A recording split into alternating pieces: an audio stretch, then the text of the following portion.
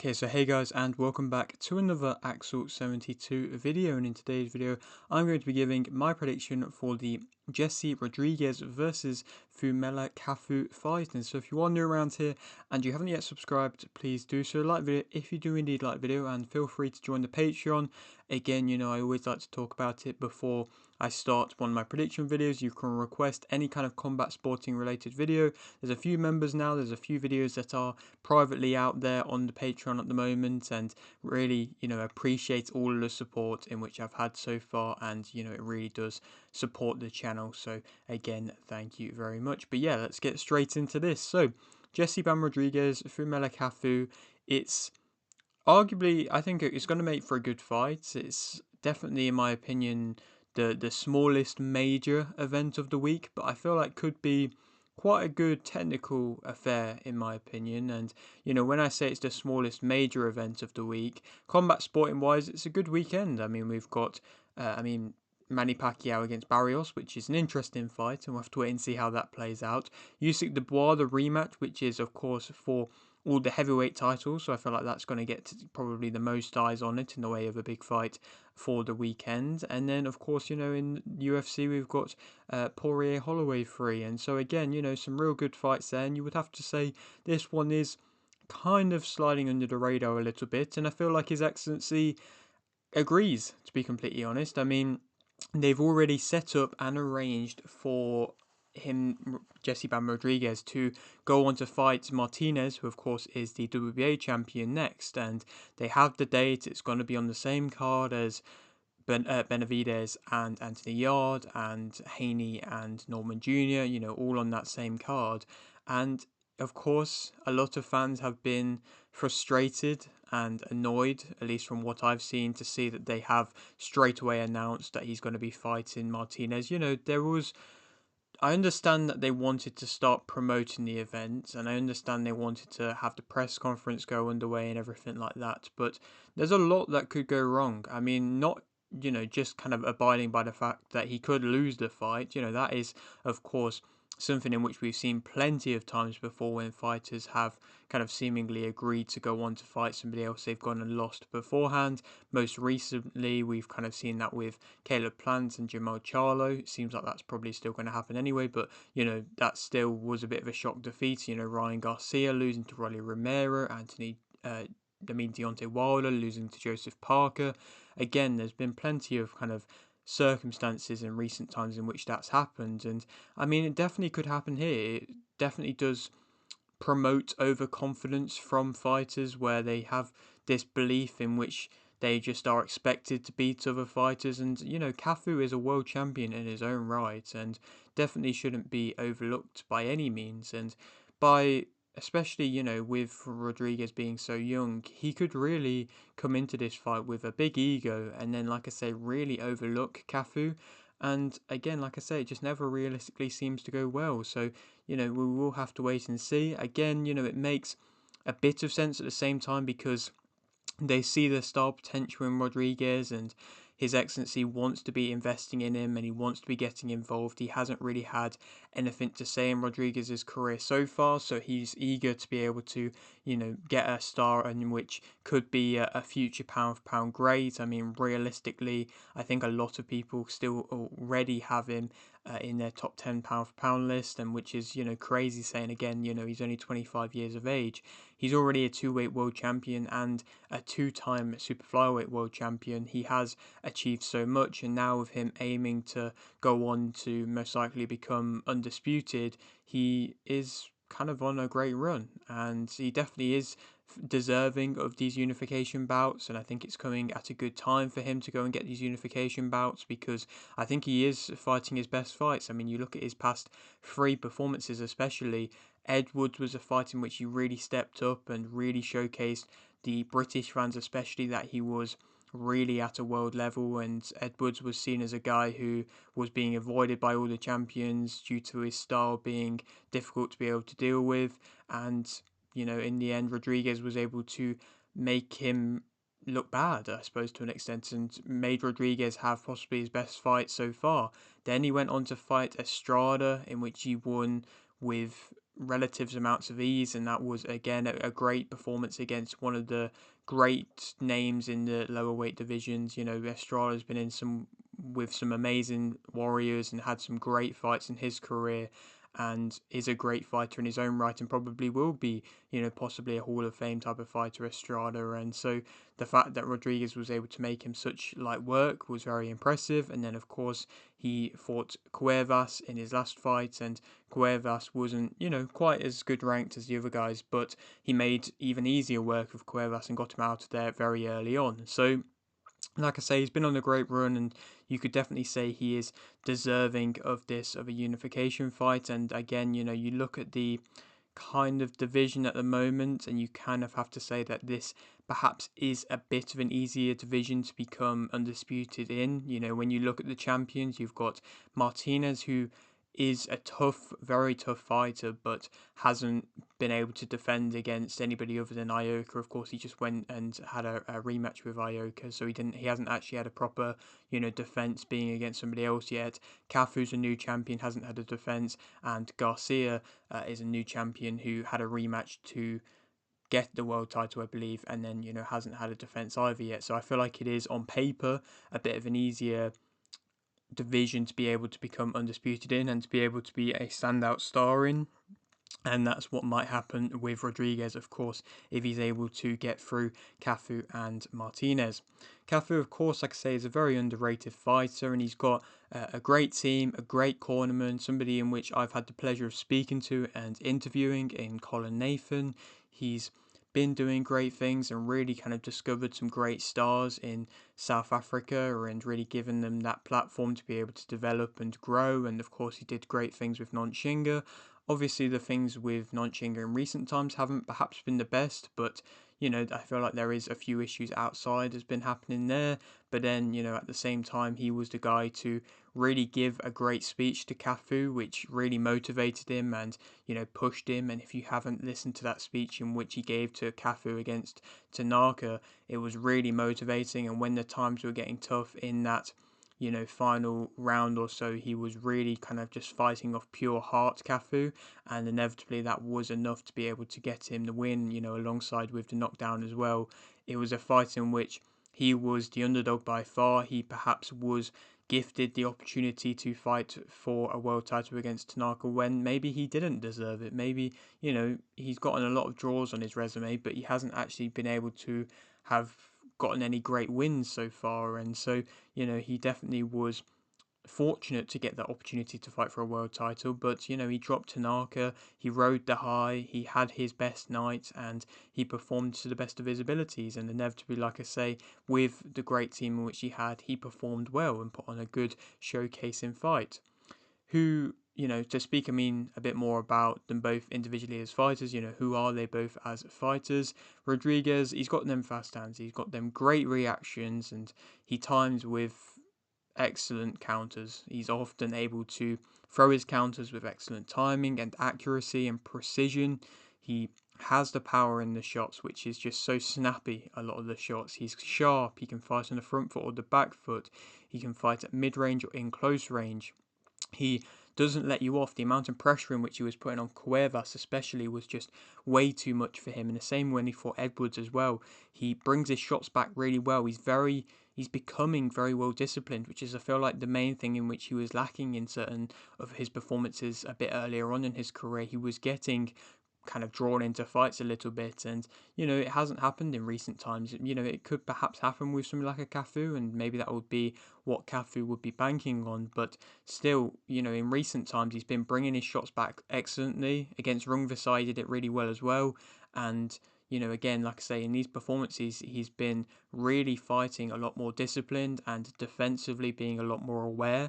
And that's again just adding another level to his game and showcasing more improvements. He works great angles, and he has great relaxed pivots where he's able to just kind of move at will and catch you out with these shots. And that's, you know, the shot that he landed on Cuevas to be able to get that knockout was just beautiful. It was, you know, a pivoting shot in which he caught him with a tiny kind of short uppercut shot. Just, you know, it's a shot in which it's very hard to be able to get the angle to land cleanly, and he was able to do it because it was, so close to him. It's hard to be able to, like I say, generate that much power to be able to land a shot so close to him, and he was able to do it and really caught Cuevas off guard. Cuevas was already hurt, but he caught him off guard, and like I say, got an excellent knockout there.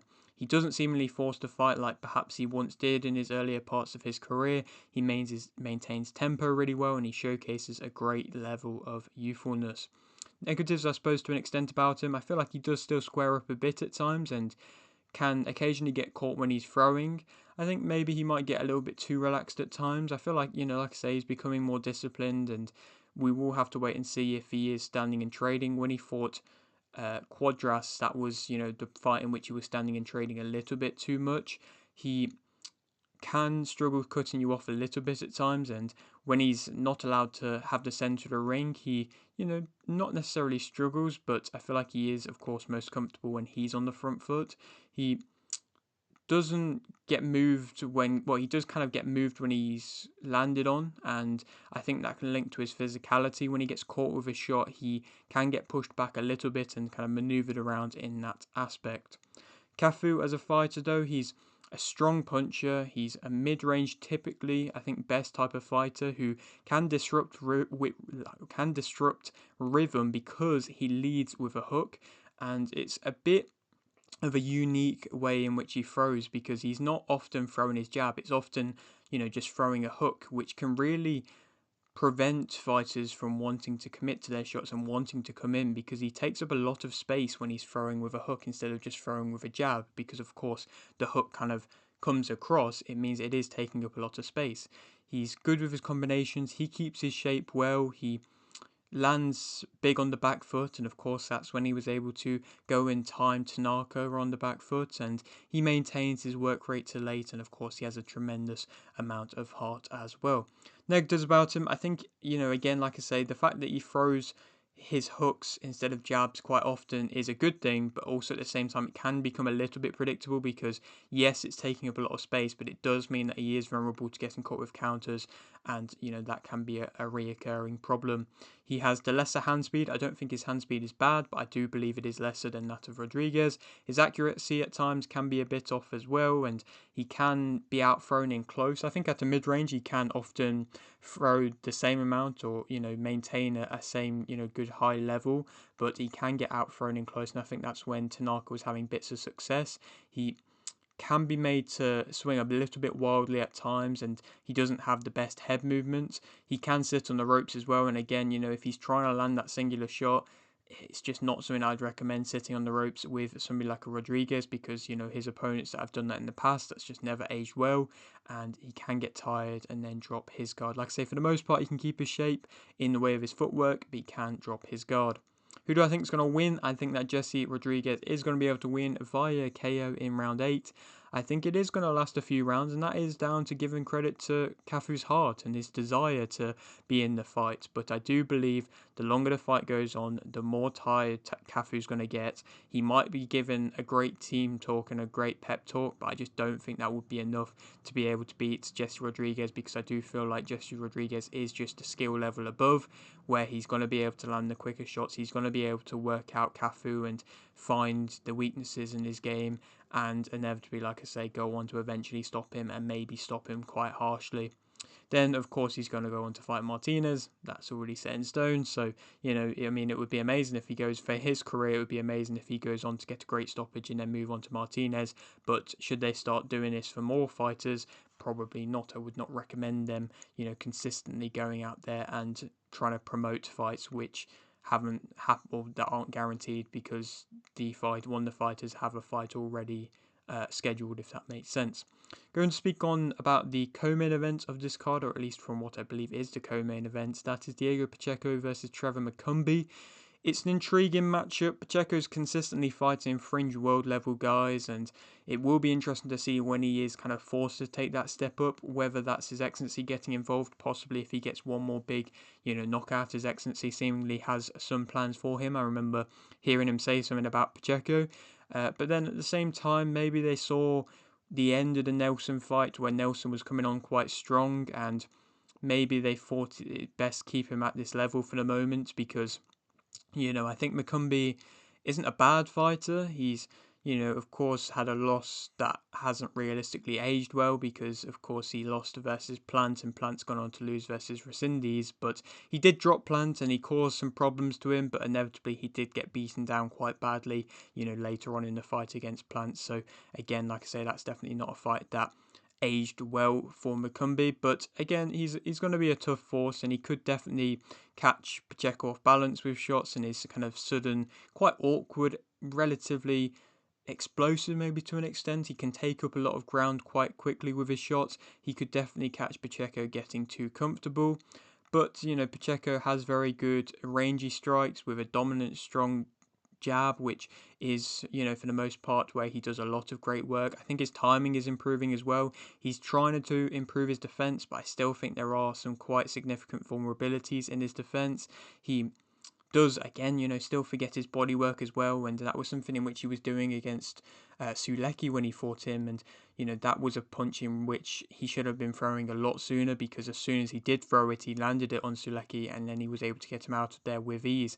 He is still seemingly a slow starter, and that's something in which again McCumby might be able to capitalize upon. Of course, when he hurt Caleb Plant, that was very early on in the fight, so if McCumby comes out quick, he may be able to disrupt things. And for the most part, against Nelson, he definitely did walk Nelson onto a lot of shots and catch him with quite a few shots, and did start to work him out and had quite a few rounds where he was able to have a lot of success. But it was just them championship rounds, the 11th and the 12th specifically, when Pacheco perhaps got a little bit too comfortable and was maybe a bit annoyed or expecting to just go on to win, and he just couldn't go on to stop him, and he was just kind of expecting to just be able to cruise through the rounds. And then Nelson caught him with a couple of good shots, seemed to rock him a little bit. Like I say, that's where I'm thinking McCumby might be able to rock him if it's early. If it's late, I feel like there are opportunities there, and we'll have to wait and see. I mean, for Pacheco's career at this point, I feel like he should be main eventing, and so it is a bit of a drop down to see him co-main eventing on a card like this.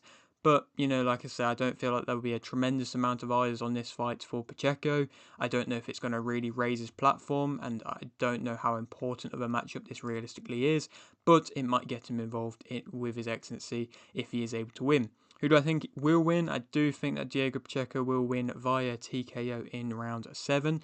I think them rounds from probably 6 to 10, in which he will do his best work, and he always seemingly does his best work. I would like to see him be a bit more aware defensively and a bit more switched on early on in the fight, like I've touched upon. And then if he can get through them rounds okay, even if he does get rocked a little bit, if he can hang on, then, get to his own work, I think he will be able to get to his own work. And then I've seen, we saw what happened with McCumby and Plant. As soon as Plant either got in a bit too close and was able to land some shots in close, that's when he was able to have a lot of success. But I feel like if Pacheco keeps it at a bit of a range and allows McCumby to look a bit stupid when he overcommits, then I think Pacheco will be able to time him with a really nice uppercut and probably be able to flatten him out like that, if not a body shot. Then who we can go on to fight next? I mean, Mbili is a good option. He's been sat around waiting for Canelo for seemingly a while now, but I just think he's going to be waiting even longer, so maybe he'll be willing to fight Pacheco. If not, Plant, I think could be a good fight. Again, there's talks about him fighting Charlo still, so we'll have to wait and see what happens with that. If not, Rescindes, of course, he beat Plant. He's now, I believe, WBA interim champion. I think that is the case. And that could be an excellent fight to get Pacheco in a good world ranked position with another bodies to, again, kind of stake a claim for his shot at Canelo when Canelo eventually becomes free, or if Canelo vacates his titles. One more fight in which I'm not going to do a prediction for, I just wanted to quickly talk about, is Austin Williams versus Etinosa Oliha. It's definitely a good matchup this, and I would be keeping your eyes out for this fight. Austin Williams is on a bit of a rebuild, and since campaigning in the middleweight division, he's been, looking good, and he's been having success. And I think, since, of course, what happened with him and Hamza Shiraz, since then, he's been, like I say, on a rebuild. He beat Volney last time out, and I think he's in with a very tough test against Oliha. Oliha is an underrated fighter who has been fighting with Argon Sports, at least for the most part from what I've seen of him, and that is the promotion that had William Skill, but I think he fights very differently to William Skill. I think he is a technical fighter and could definitely cause an upset in that fight. So I would definitely be aware of him as a fighter if you are going to, try and bet on this card or anything like that. But yeah, that is it for today's video. Hope you did enjoy. Like video if you did, like video, subscribe if you're new, and thanks for watching.